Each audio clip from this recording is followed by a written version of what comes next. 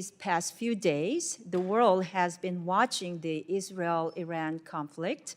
And as Iranian audiences are desperate for critical information, the digital content from VOA's Radio Farda has surged with noteworthy spikes in viewership. Meanwhile, North Korea's state-run newspaper, the Nodong Shinmun, condemned the United States for the recent U.S. strike on Iran's nuclear facilities. Without reporting from the outside world through VOA and RFA, most North Korean civilians only see the United States as the bad guy who, with no factual background or understanding of the risk of the nuclear development. So I worry about the US government's ability to win in the information domain during the next crisis, which could be just around the corner. For example, Taiwan Strait crisis, is the United States able to rapidly disseminate information and counter Chinese disinformation without entities like RFA, who have had a long-standing and unique presence in the region?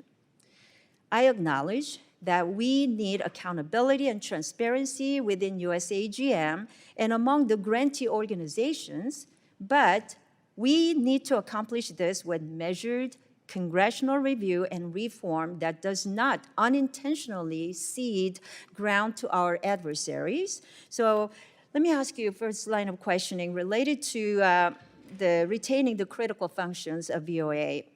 With the recent events in the Middle East, we saw a last-minute scramble to bring back VOA Farsi-speaking staff who are on administrative leave.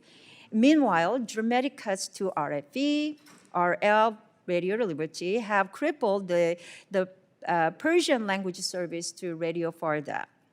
The USAGM reorganization terminated over 1,400 positions at Voice of America and spurred massive layoffs at the grantee organizations. So did you and your team have any concerns about how these terminations would severely limit the US government's ability to support the flow of accurate information abroad? Could you explain why or why not? I don't think it will limit our ability to tell America's story abroad. And we are doing that, and you said scrambled to bring people in. I wouldn't say scramble. I think when breaking news happens, if you've been in a newsroom, you get, you could call it scrambling if you choose, but basically when breaking news happens, it's all hands on deck, and these professionals came back in, and they're still with us, and they're still employed, and they got to work, as you do in a newsroom, especially when news happens and it's not at their normal time where they would normally be in. You come into the newsroom and you cover the story, and that's what we're gonna do. We can do it with a smaller staff. This newsroom should have been downsized a long time ago, but because it's the federal government and they don't believe in downsizing at all, it hasn't happened. Too many people were working in the newsroom, and we've shrunk that down in order to meet the president's statutory his requirement to bring it down to statutory minimum. Okay, let me get to the next line of questioning regarding the grantees then. The RFA has been vital in countering the Chinese Communist Party's propaganda, whether it was exposing the CCP's ridiculous attempts to blame the US for the COVID-19 pandemic or uncovering the Uyghur genocide to the world that left RFA Uyghur service reporters and their families vulnerable to CCP harassment. USAGM's journalists have spent decades building credibility and trust with audiences that have grown dramatically in recent decades. With the reorganization, however, the grantees have had to let go of a significant portion of their employees and are unable to effectively fulfill their mission. So what strategy can you explain to us do you have in place to ensure we preserve the respective missions, the talents, the functions, and on-the-ground expertise of the grantee organizations? Well, a lot of what the grantees are doing was duplicitous of what we're doing at VOA. Why do we need RFA to be doing a Mandarin news service when we at VOA are doing Mandarin? Why do we need to have taxpayers pay for that? And also, we don't have a grant agreement, a current grant agreement. We're working to get one, and they have not been cooperative. The grant agreement that was in place, that the Biden administration put in place with these folks, had no transparency. And we don't have a current approved financial plan from these grantees either. And then they choose to sue us.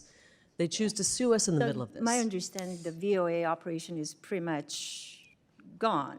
No, it's not no gone. people there. We're doing what is statutorily required, the statutory minimum. President Trump put forth in his executive order to bring this agency to its statutory minimum functions. And Mandarin happens to be one of those statutorily required languages. And we have a staff, I believe we have about 15 people we will be staffing for our Mandarin coverage. And you mentioned if something were to happen, a big news story were to break, we would surge people over. This is how newsrooms operate. For example, in an American newsroom, when the elections happen, you surge people in to cover, you put more reporters on covering the elections because it's a big story.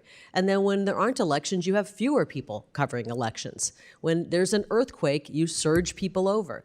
We have pulled back $17.3 million from the grantees. We're going to use that money to surge operations for news coverage when need be. Well, I agree that we have to have efficient operations, but the point that I'm trying to make is that we have let go of journalists that have spent decades building their credibility and trust with our audiences that are listening and relying on RFA, RFE, RL.